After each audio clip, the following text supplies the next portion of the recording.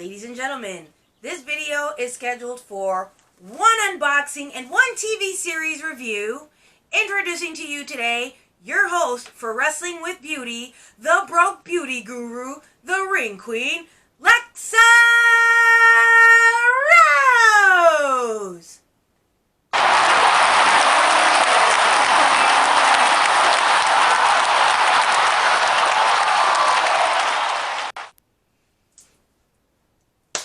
Okay guys, so of course you know I never pass up a chance to do a review on Foresee Candle Company. It's my favorite scented candle company in the whole wide world.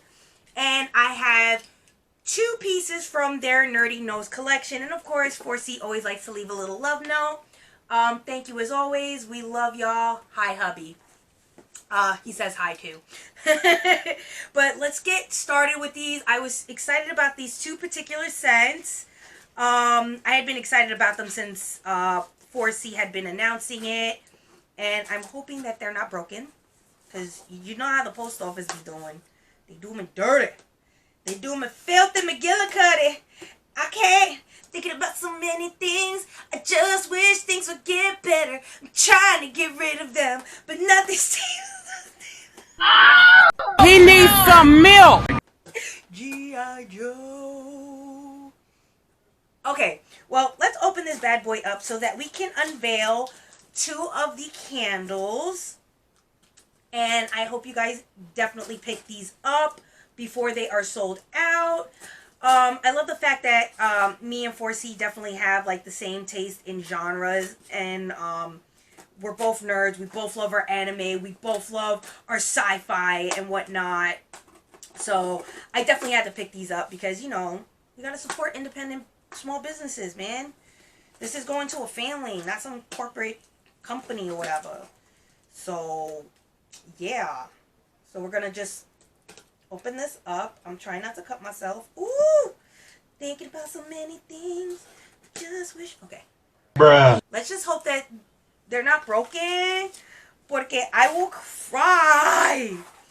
Okay. She was like, I'm not playing this time. She bubble wrapped. I love you, Foresee. I love you. Okay. So we're going to pull out the two candles. Yeah, she bubble wrapped them. So I know they ain't broke. I know they ain't broke. So let's see what this first one is. Ooh, green. Okay, so, of course. And then after this, I'm going to be talking about Selena the series. I originally didn't want to watch it because I figured it was one of those that I'll just put on the back burner. But, you know, you about to hear from me. Anyways. Ooh, here she is. Forest Moon. Now, of course, it's obviously, you know, named after, you know, the Ewoks' home planet. Or somebody actually tried to correct me. They were like, it's actually a moon. Okay, but it's kind of a planetoid, so yeah. Do you know the way? Oh my God! Oh, she smell. Oh, she smell hell. Oh! Oh my God! Smells good. Now, give me 2 seconds. I'm going to let you know what this one is infused with. Forest Moon is scented with honeysuckle, jasmine, and walk in the woods and tinted the perfect shade of green. Oh yes, and it will transport you to a galaxy far, far away. I freaking love it. Oh my God, I am obsessed with the smell. Oh. Oh. Alright, okay, so the next one we are going to open is something for me. But of course, you know, it smells good. Hubs is going to steal it. So I got him Forest Moon. That one's for him. I don't use my candles as much, and when I do, I don't let them burn out for the whole day. I just like let it burn until it smells good, and then I put it out. Pero... Okay, the next one is called Bratz. This one is actually inspired by the Anne Rice Vampire Chronicles. Obviously, we all know who's named the Brat Prince. It's this bitch. Anyways, inspired by the most regal night walkers, Lestat de Liancourt, scent of a hibiscus, dragon's blood, and moonlight path transport you to New Orleans, chasing Louis through the shadows.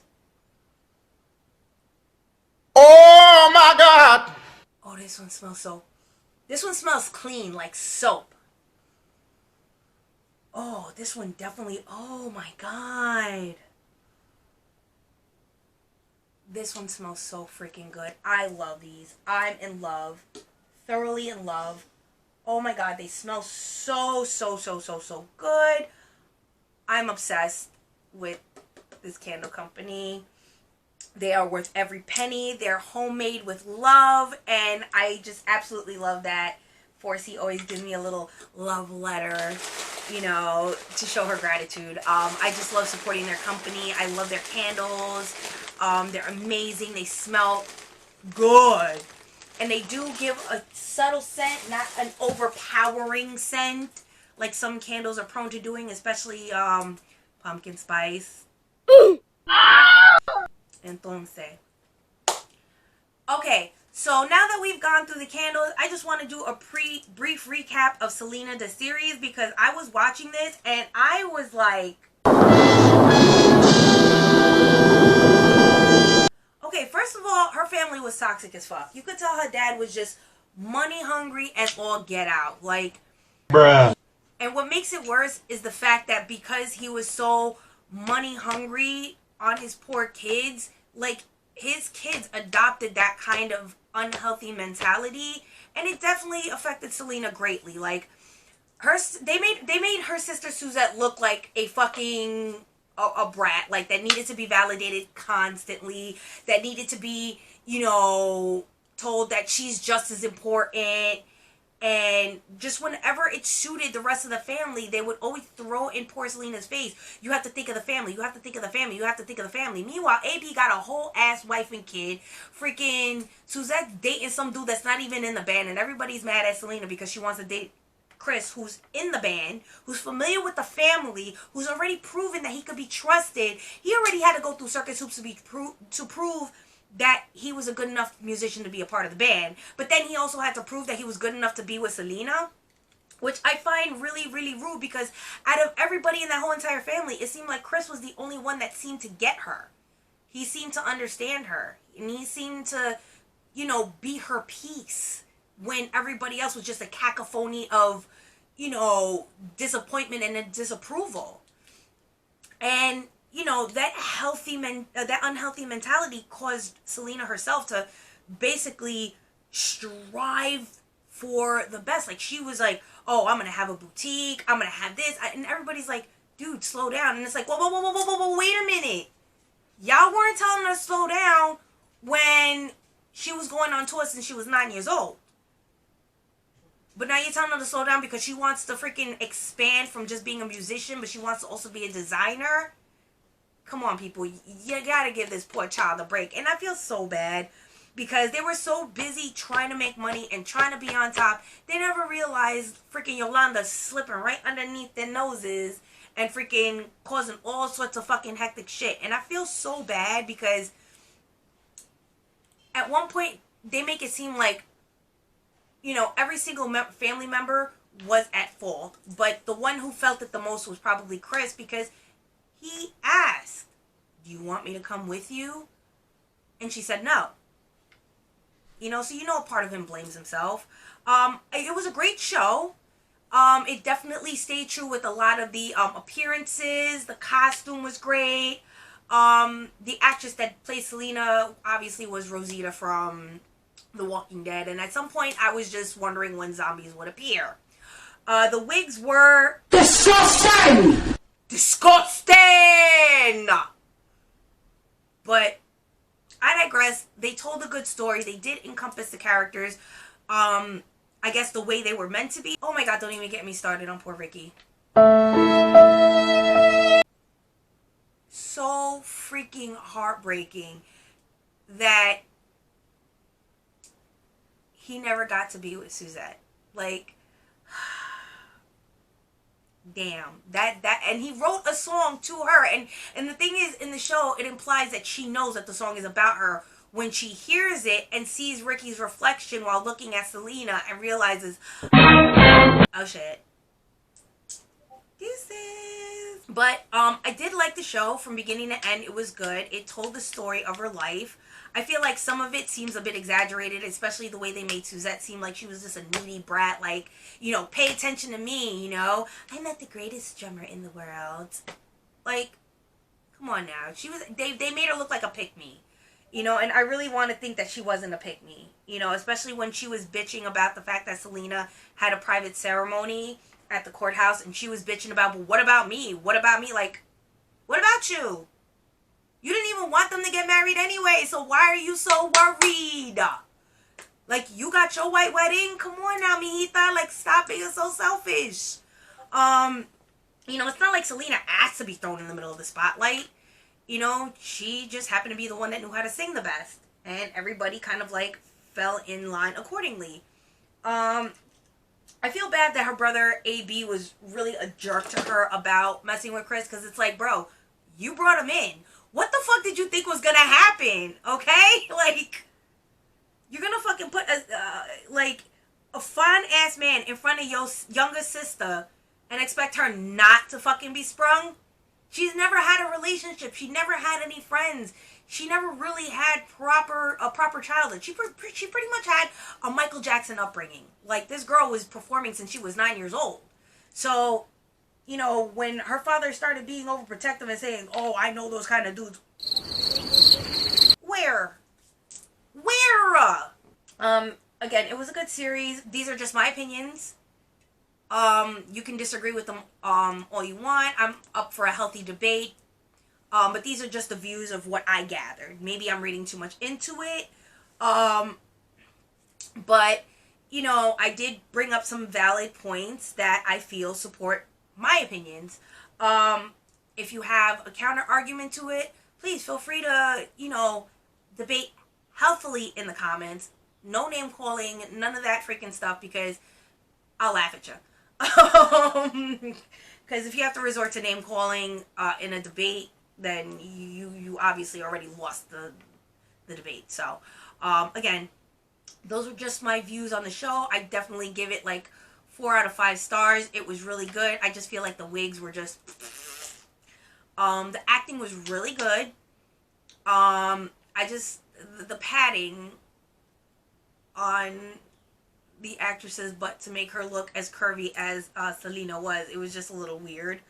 But everything else was just kind of spot on with the Veronica Castro interview and everything, and all the, struggles she had to face being a singer and married and trying to present an image, and the Grammys and all the people that she had encountered along the way. I really did like the fact that they showed her crossing paths with Beyonce, and it kind of shows that at one point, maybe, and I've heard that Beyonce has confirmed that, she had crossed paths with Selena, and you never know, she was inspired to become a singer or whatever.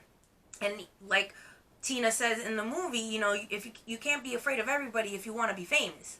So I thought that was really cute. I thought that was really sweet. And a nice, cute little bit of trivia that most people probably didn't know, because I didn't even know. But otherwise, it was a good show. I didn't cry like most people probably did. There were certain parts where I was sad, like the eyes got a little moisturized, but it was nothing too big, because of course we saw the movie, we saw the documentaries, we already knew how the story was going to play out.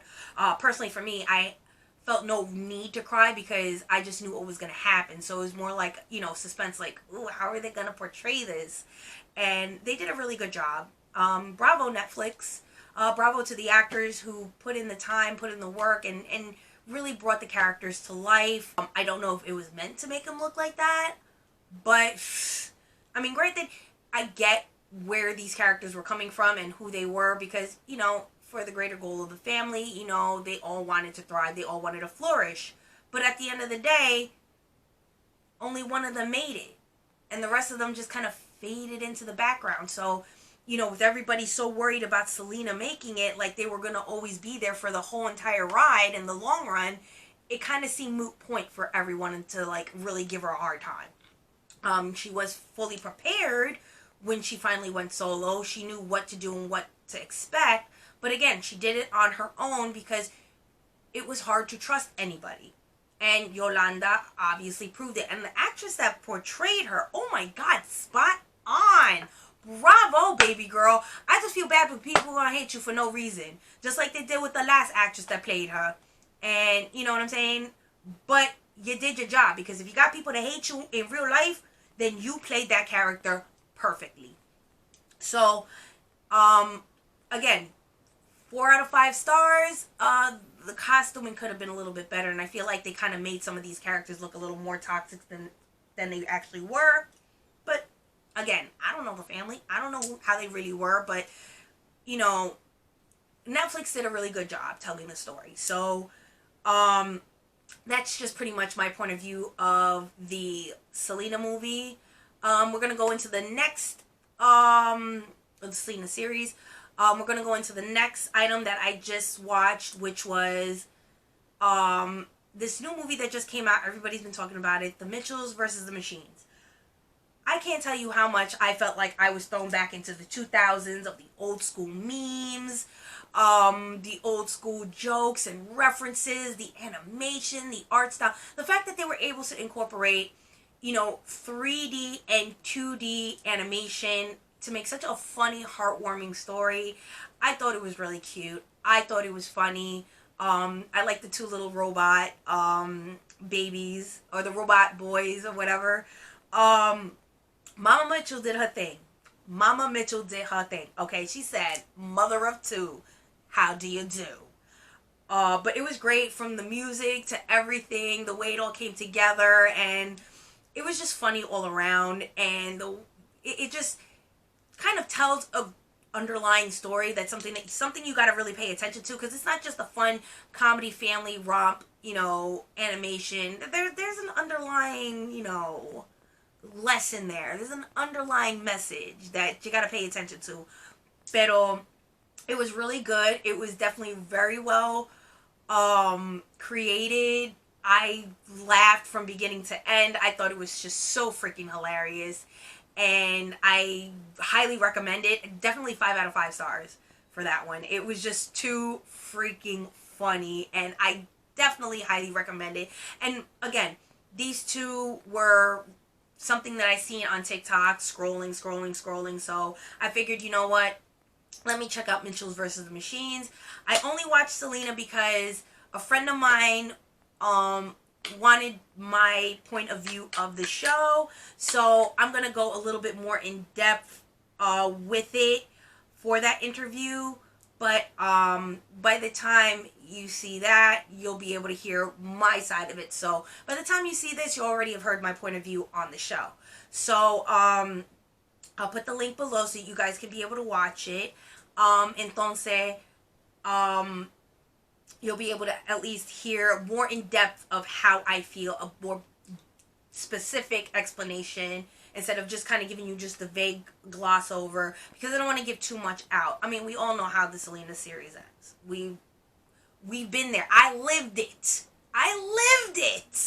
So, needless to say, there's not going to be really much spoilers to it, but Mitchells vs. Machines, definitely watch it. It's funny, it's worth it, it's hilarious, and simply just to see Furbies get destroyed, I definitely recommend watching it. So, this has been my unboxing and entertainment review. I am your host for Wrestling with Beauty.